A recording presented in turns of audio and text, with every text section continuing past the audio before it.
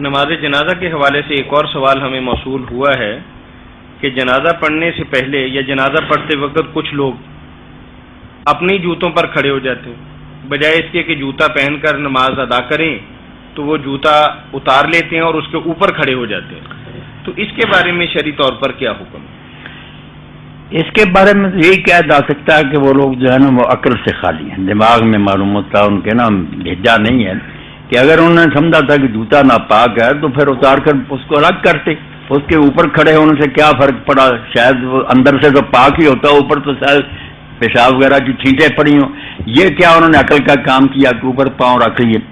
باقی اتارنے کا تکلف کرنے کی ضرورت نہیں، اگر کھلے میدان میں نماز پڑھ رہے ہیں اور آپ کو تسلی ہے کہ یہ جوتا پلید نہیں ہے، پلید بھی جوتے جو ہو جائیں ان کو پاک کرنے کا وہ طریقہ نہیں جو کپڑے یا بدن کا ہے کہ دھوتے پھریں۔ حضور نے فرمایا اگر کچھ چیز لگ جاتی تو آگے جو مٹی آتی ہے جب وہ لگتی ہے تو اس سے پاک ہو جاتا۔ شریعت نے رعایت دی ہے، یہ نہیں کہ وہ پلیدی نہیں لگی، رعایت دی کہ لوگ تنگ نہ ہو۔ فرمایا اگر مسجد میں آؤ جوتا اتار کر دیکھ لو، اگر کچھ لگا ہوا تو زمین پر رگڑ دو اور پھر اس پر نماز پڑھ لو۔ اس کو صرف رگڑ دینا ہی کافی سمجھا گیا، دھونے کی ضرورت نہیں۔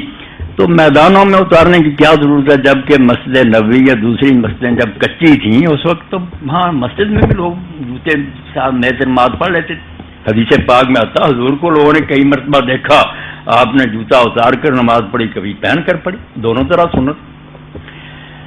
مجھے یاد آتا کہ ہندوستان میں اس وقت سلطان نادر شاہ آئے، افغانستان کے حکمران تھے۔ ایک نادر شاہ پہلے ہوا ظالم تھا، یہ بعد میں ہوا، علامہ اقبال اور سارے لوگوں کو سید سلمان ندوی کو بلایا تھا، تو علی گڑھ یونیورسٹی دیکھنے کے لیے گئے۔ ہم مسلمانوں کو بڑی خوشی تھی کہ ہمارے آزاد ملک کے حکمران آئے، بڑی بات ہے، اب تو قدر ہی نہیں لوگوں کو، غلام آزادی ملی مگر پھر غلام بننا چاہتے ہیں، تو لوگ بڑے خوش تھے، استقبال ہوا تو وہ جوتوں سمیت مسجد میں چلے گئے۔ اب انگریز یونیورسٹی کا پرنسپل تھا، اس نے کچھ چیزیں پوچھیں، بڑے عالمانہ جواب بھی ہوئے، تو پھر وہ پرنسپل کہنے لگا your majesty is a great ملا، کہ بادشاہ سلامت تو بہت بڑے ملا ہیں۔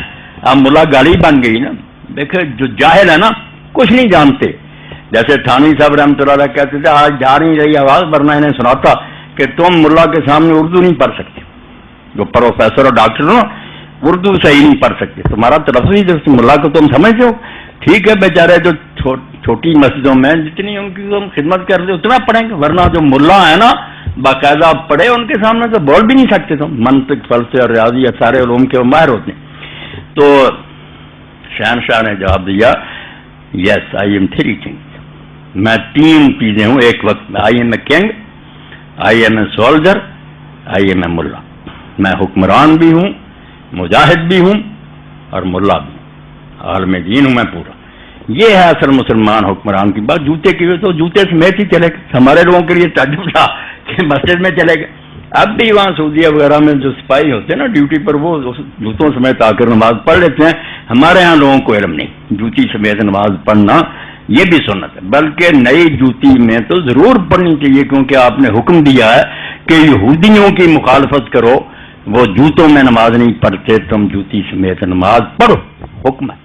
اس لیے کبھی جب نئی جوتی لیں تو پڑھ لیا کریں تاکہ یہودیت کا خاتمہ ہو۔